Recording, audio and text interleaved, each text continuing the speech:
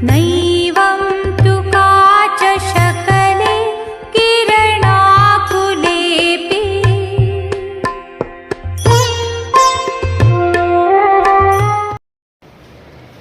आदिमं पृथ्वीनाथ मादिमं निष्परिग्रहम् आदिमं तीर्थनाथश्च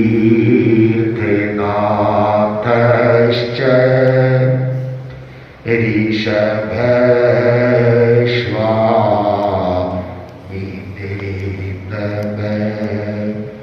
ऋषभस्वामिने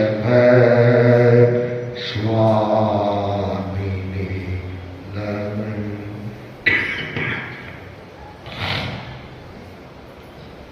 प्रभु ऋषभ के चरणों में भाव भरा वंदन लोक महर्षि युग प्रधान आचार्य श्री महाश्रवण जी के श्री चरणों में भाव भरा वंदन समुपस्थित भक्तामर प्रवचन माला में सहभागी श्रावक श्राविकाएं आचार्य मातुम भक्तामर स्तोत्र के माध्यम से अपने प्रभु ऋषभ की स्तुति स्तवना करते हुए अनेक तरह की उपमाओं से प्रभु को उपमित करते हैं और फिर उन्हें महसूस होता है कि ये उपमाएं तो कम है। प्रभु तो इनके सामने प्रभु के सामने ये उपमाएं कुछ भी नहीं है। हे प्रभु, आप में जो ज्ञान का प्रकाश है वह अन्यत्र कहीं दिखाई नहीं पड़ता। प्रभु ऋषभ में जो ज्ञान का प्रकाश था, केवल ज्ञान केवल दर्शन का प्रकाश था, वैसा प्रकाश अन्यत्र नहीं था। और उसके दर्शन आचार्य मातुम कर रहे हैं और उल्लेख कर रहे हैं कि वैसा ज्ञान का प्रकाश अन्यत्र कहीं नहीं दिखाई देता। ज्ञान ने आपने जो स्थान पाया है या ज्ञान को आपने स्थान दिया है, दो चीजों के, एक तो ज्ञान ने स्थान पाया है और एक ऐसा स्थान पाया है जहां वह ज्ञान अपने आप सुशोभित हो रहा है। ऐसा स्थान उसे ज्ञान को मिल गया है और आपने उस ज्ञान को स्थान दे दिया जिससे वह ज्ञान है और ज्यादा है वह प्रकाशित हो गया। अन्यत्र मुझे ऐसा ज्ञान कहीं पर भी नहीं दिखाई दे रहा है, वैसा कहीं नहीं है। यह एक दुर्लभ संयोग है ज्ञान का और ज्ञानी का। ज्ञान ने भी अपना स्थान खोजा है, ऐसा वीतराम देव के स्थान में खोजा है और जहां ज्ञान पहुंच करके और सुशोभित हो गया है। इस श्लोक के माध्यम से एक बहुत गहरी दार्शनिक चर्चा को आचार्य मातुम ने यहां प्रस्तुतित कर दिया। आचार्य मातुम कहते हैं कि आप में ज्ञान का प्रकाश है, वह अन्यत्र नहीं है। इसका प्रमाण क्या है? इसका पहला प्रमाण है आत्मा का दर्शन। आप आत्मवादी दर्शन के प्रवक्ता हैं। आत्मवादी दर्शन का यदि इतिहास खोजा जाए, इतिहास लिखा जाए, इतिहास पढ़ा जाए तो सर्वोपरि नाम आपका आएगा। आप आत्मदर्शन के प्रवक्ता हैं और आपने जैसा आत्मा का अनुसंधान किया है, आत्मा की खोज की है, आत्मा का प्रतिपादन किया है, ऐसा प्रतिपादन अन्यत्र नहीं मिल रहा है। हाँ, अन्य दर्शनों ने भी आत्मा के अस्तित्व को स्वीकार किया है, नकारा नहीं है। केवल एक चार्वाक के दर्शन ने आत्मा के अस्तित्व को नकारा है 6 दर्शनों में, और उन्हें तो स्वीकार किया है। लेकिन जो प्रतिपादन मेरी दृष्टि में, आचार्य मान तुम कह रही है, मेरी दृष्टि में जितना समीचीन प्रतिपादन आपने प्रस्तुत किया है वैसा किसी ने नहीं किया है।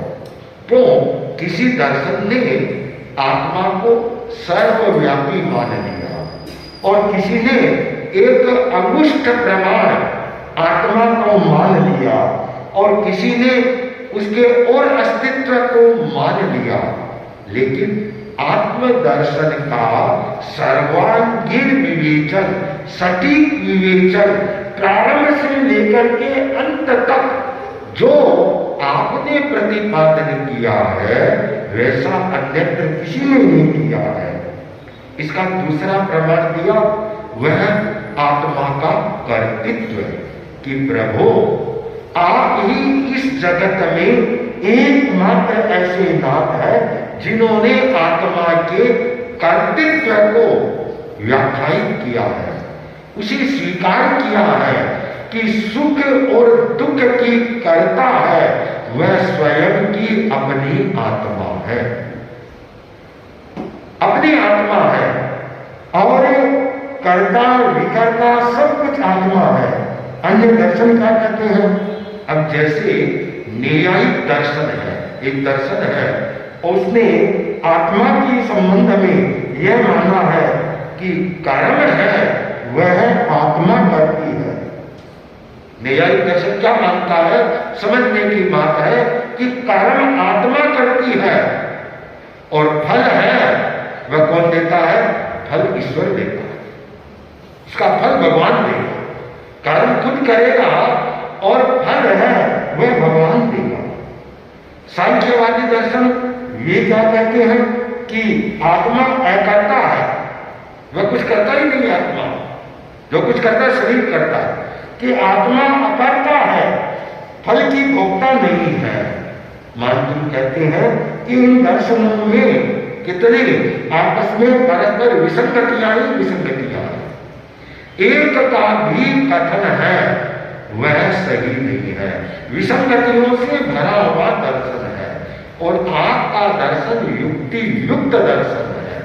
इसलिए प्रभु ज्ञान ने आप में जो स्थान पाया है वैसा स्थान कहीं पर भी नहीं मिला है। चाहे हरि है, हरि कौन है? हरि नाम किसका है? हाँ, विष्णु। चाहे हरि, हर, हर नाम है शिव का, हरि, हर और ब्रह्मा, इन तीनों में भी वो ज्ञान का स्थान नहीं है। लौकिक देवताओं में वह ज्ञान का स्थान नहीं है। जो केवल ज्ञान का प्रकाश आप में है, जिस केवल ज्ञान के प्रकाश से आप सब पदार्थों को जानते हैं, समझते हैं, देखते हैं, उनका वर्तमान, भूत, भविष्य सब कुछ आप बता सकते, वैसा करें। अन्य दर्शनों में तो एकदम से परस्पर में विसंगतियां भरी है।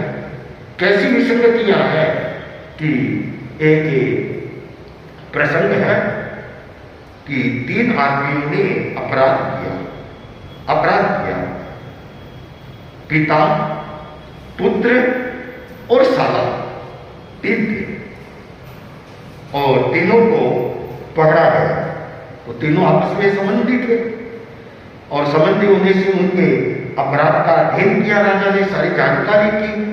अब आज की न्यायिक प्रक्रिया नहीं थी, राजाओं के आनंद फानंद में न्याय होते थे, फटाफट न्याय होता था। तो राजा ने तत्काल भरे दरबार में उन तीनों को मृत्यु दंड का आदेश दिया। तीनों, इधर मृत्यु दंड का आदेश दिया, उधर जो पति था उसकी घरवाली थी, वह राज दरबार में चिल्लाती है, जोर जोर से रोती रोती राज दरबार में प्रवेश करती है और क्रंदन करते हुए बोल रही है कि अनोदगा नदी नग्गा, अनोदगा नदी नग्गा नगरत्थम अराजकम इत्थीवी विधवा नग्गा दस्सावी दस भातर, दस्सावी दस भातर। कि राजन आपको मालूम है नहीं आप क्या करने जा रहे हैं कि अनोदगा नदी नग्गा, नदी वह नदी है, उस नदी को नग्न कहा है। कौन सी नदी को? कि जिस नदी में पानी नहीं बहता है, सूखी नदी है, उस नदी को नग्न नदी कहा जाता है।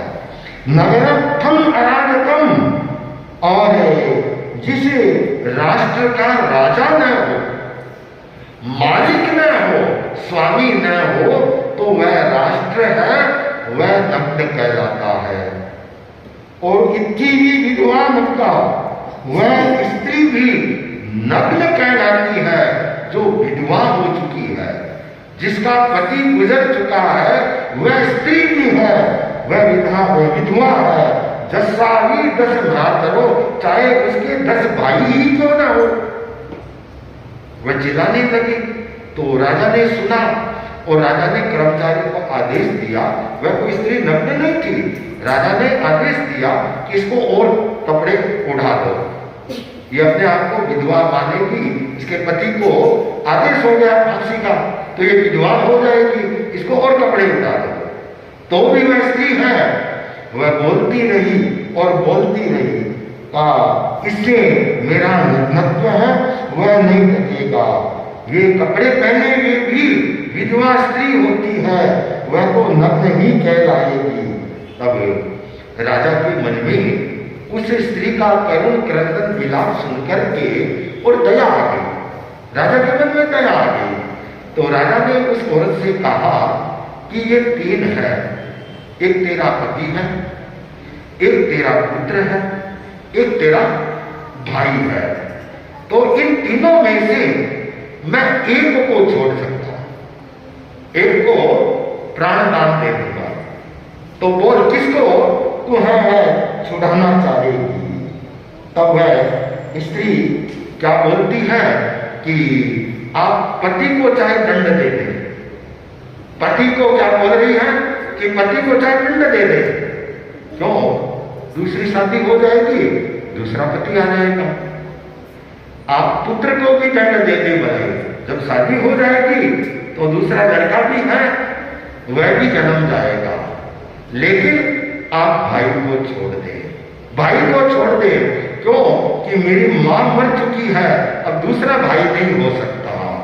अब देखिए, पहले तो क्या कह रही थी कि 10 भाई के होते हुए भी जिसका पति गुजर जाए वह विधवा औरत नग्न है, अब भाई को छुड़ा रही है। अपनी ही बात में उसने कितनी विसंगति कर दी। तो ये दुनिया है प्रभु, दुनिया के दर्शन है, ये सारे के सारे विसंगतियों से, विरोधाभास से भरे हुए हैं। केवल आपका जो दर्शन है, आत्मवादी आपका दर्शन है, उस दर्शन में कोई विरोधाभास नहीं है, कोई विरोधाभास नहीं है। हमारे यहाँ आता है कि केवल ज्ञानी होता है, उसके प्रकाश में, ज्ञान में कोई व्यवधान नहीं होता, एक श्रृंखला रहता है। अब केवल ज्ञान को बहुत ऊपर का ज्ञान है, लेकिन जिसको भी परम अवधि ज्ञान हो जाए, अवधि ज्ञान का एक भेद है, परम अवधि ज्ञान भी हो जाए तो वह आगे का भी देख सकता है। यहाँ बैठा हुआ गर्दन घुमाने की जरूरत नहीं, पीछे का भी देखेगा, दाएं बाएं पार्श्व का भी देख सकेगा। और उसे चौमुखी कहा जाता है, चतुर्मुख। बहुत सारे मंदिरों में चतुर्मुख प्रतिमाएं होती है, चतुर्मुख, जो चारों ओर उनके गेट रहते हैं। यहाँ पर भी आपके पशुपति नाथ के मंदिर जी में भी है। तो ये जो चतुर्मुखी कल्पना है, ये चतुर्मुखी कल्पना अतीन्द्रिय ज्ञान की है। जैन धर्म का जो अतीन्द्रिय ज्ञान है, जो चारों ओर एक जगह बैठा हुआ देख सकता है, उसकी है कि प्रभु आपका असंभवादी ज्ञान विलक्षण है। आपने जो आत्मा का प्रतिपादन किया है, आत्मा के अस्तित्व का जो प्रतिपादन किया है, वह अनेकांत की दृष्टि से उत्पाद, वय, द्रव्य, इन तीनों से उसे अच्छी तरह से समझा जा सकता है। इसलिए मैं एकदम सही परिप्रेक्ष्य में चिंतन करके और प्रभु आपके ज्ञान की इसकी तुलना करना, वह मणियों का। अब उन मणियों से क्या, उन्हें कांच के टुकड़ों से क्या, कि जिस कांच के टुकड़े के ऊपर सूर्य की किरण तो पड़ रही है और उस किरण से वह चमक रहा है, लेकिन उसमें क्वालिटी नहीं है, ओरिजिनलिटी नहीं है, वो प्योर नहीं है। जो एक प्योर मणि है, उस मणि के ऊपर सूर्य का प्रकाश पड़ेगा और मणि की जो चमक बिखरेगी वह कांच के टुकड़े में है, वह उसमें नहीं हो सकती। तो वे इसे काव्य के माध्यम से कहना चाहिए, पूरे आत्मा के दर्शन का स्वरूप निरूपण कर दिया आचार्य मानतुंग ने। और बोले ज्ञानम यथा त्वयि भाति कृतावकाशम, ज्ञानम यथा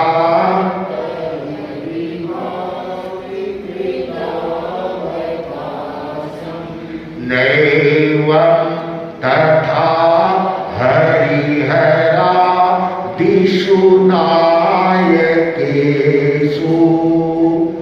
नैवं तथा हरिहरा दिशु नायकेषु, तेज सूरन् मणिषु याति यथा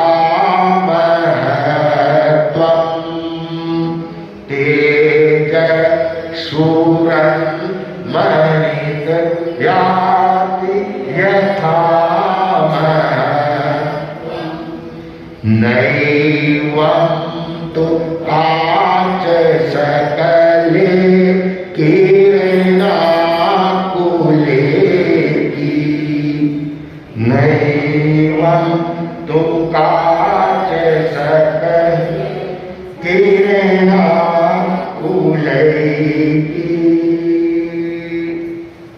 इसका थोड़ा सा शब्दार्थ करेंगे कि ज्ञानम, ज्ञानम ज्ञान, ज्ञानम यथा जैसा, जैसा त्वयि तुम्हारे में विभाति सुशोभित होता है।